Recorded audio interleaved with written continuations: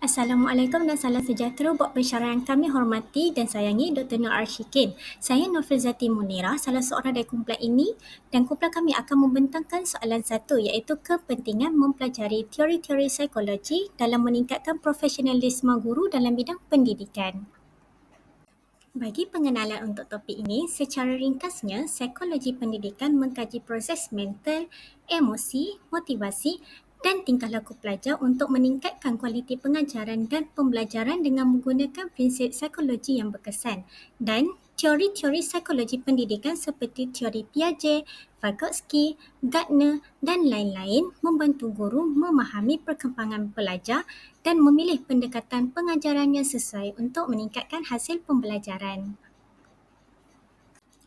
Persoalan, bagaimanakah teori-teori ini membantu meningkatkan profesionalisme guru dalam bidang pendidikan?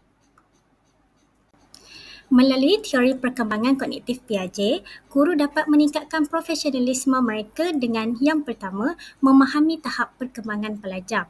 Piaget telah memperkenalkan 4 tahap perkembangan kognitif iaitu sensori motor, praoperasi, operasi konkret dan operasi formal. Dengan memahami tahap-tahap ini, guru dapat menyesuaikan pendekatan pengajaran mereka dengan keupayaan kognitif pelajar pada setiap peringkat. Ini membantu guru untuk merancang aktiviti yang sesuai seperti memberikan tugas yang mencabar tetapi boleh dicapai mengikut tahap perkembangan pelajar.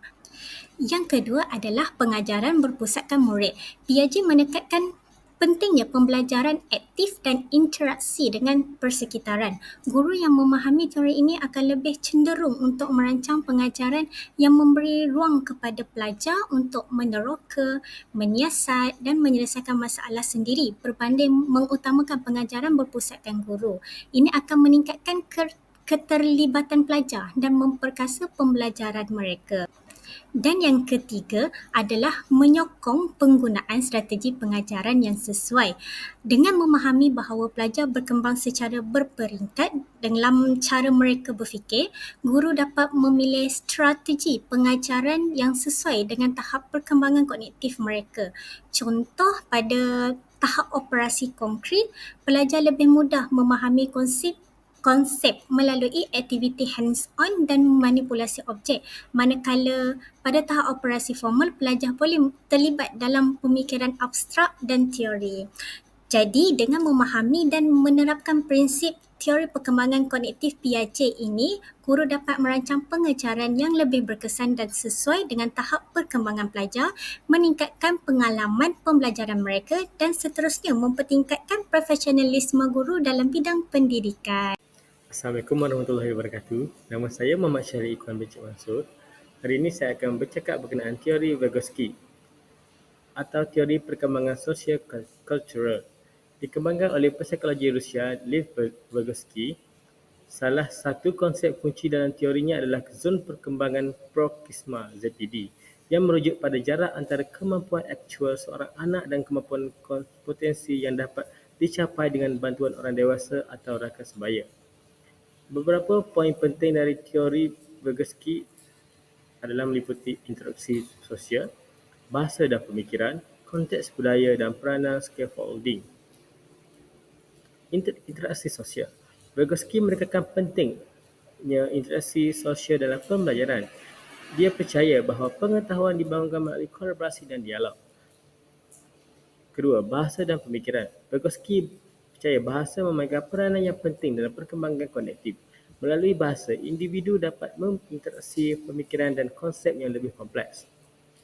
Ketiga, iaitu konteks budaya. Dia juga bersetuju bagaimana budaya mempengaruhi cara berfikiran dan belajar. Setiap budaya memiliki alat dan simbol yang berbeza yang membentuk cara individu itu berfikir. Yang terakhir, peranan scaffolding. Konsep scaffolding iaitu dukungan yang diberikan kepada anak untuk membantu mereka memahami dan belajar sangat penting dalam konteks ZPD. Teori Vygotsky telah berpengaruh besar dalam pendidikan, terutama dalam memahami bagaimana kolaborasi dan lingkungan sosial dapat memperkaya pengalaman belajar. Terima kasih.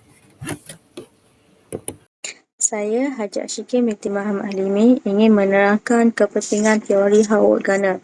Howard Gardner, seorang ahli psikologi perkembangan terkenal, telah memperkenalkan kepada dunia pendidikan satu teori Howard Gardner atau dikenali sebagai teori kecerdasan pelbagai. Teori ini mempunyai pelbagai kecerdasan yang merangkumi 8 aspek kecerdasan yang terdiri dari logika matematik, visual ruang, linguistik, kinestetik, naturalist, muzik, interpersonal dan intrapersonal. Dalam memastikan keseimbangan dalam proses PDP, guru perlu memahami setiap peringkat dalam teori yang dipelajari. Terdapat 3 peringkat iaitu padanan, percubaan dan peningkatan. Pada peringkat padanan, guru boleh melakukan aktiviti pemadanan. Dalam erti kata lain seperti bergerak, bercakap atau senaman bagi menonjolkan kecerdasan kinestetik dalam diri pelajar.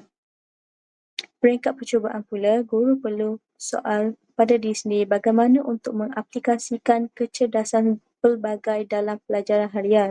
Sebagai contoh, logika matematik, bagaimana untuk pelajar membahagi memasukkan nombor pengiraan. Kecerdasan muzik pula, bagaimana untuk guru menghasilkan rentak, bunyian atau melodi. Pada peringkat peningkatan, guru dapat melihat perkembangan pelajar melalui kemahiran berfikir dengan mengaplikasikan kecerdasan pelbagai. Seperti kecerdasan linguistik, pelajar dapat membaca, bercerita serta menghafal. Sesuai dengan apa yang dipelajari dalam psikologi pendidikan, teori kecerdasan pelbagai memberi kepentingan bagi guru mempelajari teori ini dalam meningkatkan profesionalisme guru dalam bidang pendidikan. Saya Nur Syahmi Inani akan membentangkan teori perkembangan psikososial Erikson. Menurut Eric Hamburger Erikson, perkembangan manusia berlaku mengikut tahap tertentu. Beliau percaya bahawa setiap tahap mempunyai konflik tertentu yang perlu diatasi supaya tidak menjejaskan perkembangan individu tersebut. Pada peringkat identiti versus kekeliruan peranan, remaja pada peringkat ini akan mula membentuk minat, nilai dan peranan sosial mereka. Penglibatan murid di dalam aktiviti kurikulum membantu murid untuk membina rasa tanggungjawab, keyakinan diri dan fahaman tentang diri mereka dalam konteks peranan sosial. Guru memegang peranan yang sangat penting di mana faktor seperti pengurusan, penglibatan, kesediaan, pengetahuan dan komitmen guru dapat menarik minat murid untuk menyertai aktiviti kurikulum. Dengan itu, guru perlulah membentuk perancangan program kurikulum yang lebih menarik dan relevan serta memenuhi keperluan minat murid. Tindakan ini mencerminkan usaha guru untuk memaksimumkan potensi murid untuk menyumbang kepada pembangunan pendidikan secara menyeluruh. Seterusnya, kanak-kanak berumur 6 hingga 12 tahun melalui fasa industri versus rasa rendah diri. Pada peringkat ini, mereka akan gembira dan puas apabila mereka berjaya menyelesaikan sesuatu aktiviti, terutamanya tugasan yang mencabar. Dan sebaliknya, jika mereka gagal, murid yang ketinggalan untuk menguasai kemahiran 3M akan memberi kesan negatif kepada mereka kerana mereka akan mengalami kesukaran untuk memahami isi kandungan pelajaran serta terjejas dari segi psikologi. Oleh itu, guru perlu menggunakan banyak pendekatan serta kaedah yang kreatif dan inovatif untuk menarik minat murid untuk belajar. Misalnya, guru-guru yang mengajar murid sekolah STKC perlu cuba untuk mempelajari bahasa Mandarin supaya dapat berkomunikasi dengan murid dengan lebih baik dan dapat menarik minat murid untuk terus belajar. Tindakan ini dapat membantu murid untuk memahami proses pembelajaran dengan lebih mendalam melalui persekitaran mereka di mana murid di sekolah STKC yang berbangsa Cina menggunakan Mandarin sebagai bahasa perantara.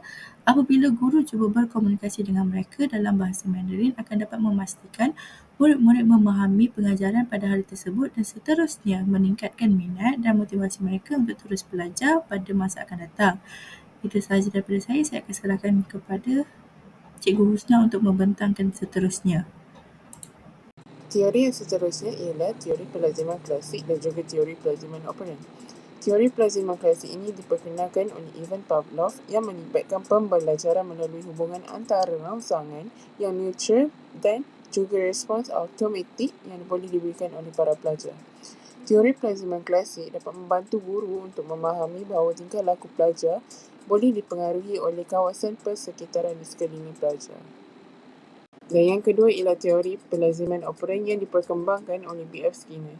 Teori ini menumpukan bagaimana tingkah laku seseorang pelajar dipengaruhi oleh hasil dan juga akibat daripada tingkah laku tersebut.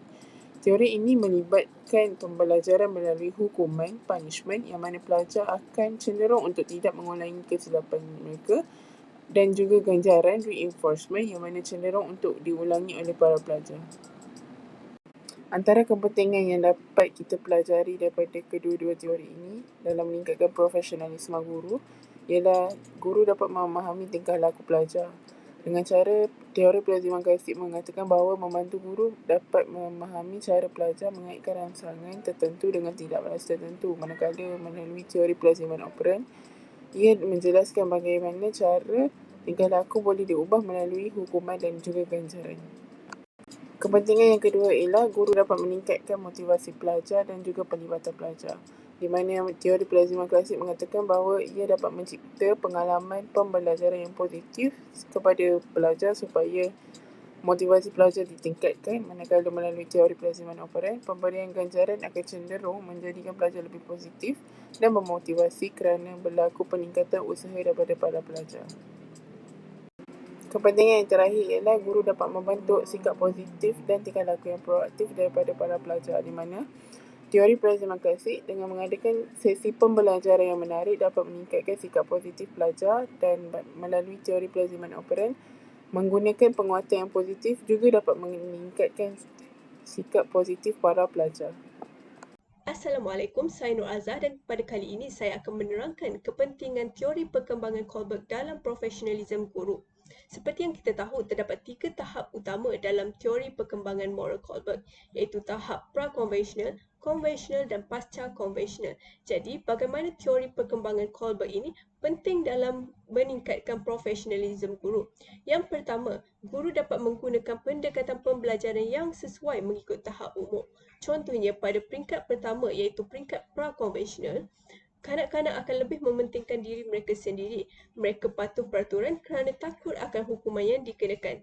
Jadi teori ini boleh digunakan di prasekolah ataupun sekolah rendah kerana murid lebih takut dengan denda yang akan dikenakan. Yang kedua, teori ini dapat membantu guru dalam mendidik sahsiah murid. Guru dapat melihat cara mana yang paling sesuai untuk mendidik sahsiah murid. Jadi melalui teori ini, hukuman dapat dikenakan sesuai mengikut umur mereka. Yang ketiga, teori ini dapat membantu guru dalam memahami sikap dan perilaku pelajar. Jadi, guru dapat melihat mengapa pelajar bertindak sedemikian dan bagaimana untuk mengendalikan pelajar mengikut tahap umur. Contohnya, remaja pada tahap 5 yang sudah mempunyai prinsip universal seperti hak asasi manusia, mereka lebih mahukan kesamaan individu. Mereka tak akan mengikut denda yang dikenakan. Jadi gurulah yang perlu mendengar apa yang mereka kendaki. Jadi kesimpulannya, teori ini penting untuk lebih mengenali cara pelajar berfikir dan guru dapat mencipta pendekatan pengajaran yang lebih efektif. Secara kesimpulannya, untuk meningkatkan profesionalisme seorang guru adalah amat penting untuk mempelajari teori psikologi pendidikan. Teori-teori ini membolehkan pendidik membangunkan kaedah pengajaran yang lebih pelbagai dan sesuai untuk memenuhi keperluan belajar individu. Penggunaan teori-teori seperti teori Vygotsky, Piaget dan moral Kohlberg bukan sahaja dapat meningkatkan kualiti pengajaran tetapi juga dapat membantu dalam pembangunan pelajar yang berfikiran kritis, bermoral dan bersedia untuk menghadapi cabaran di masa depan. Sekian, terima kasih.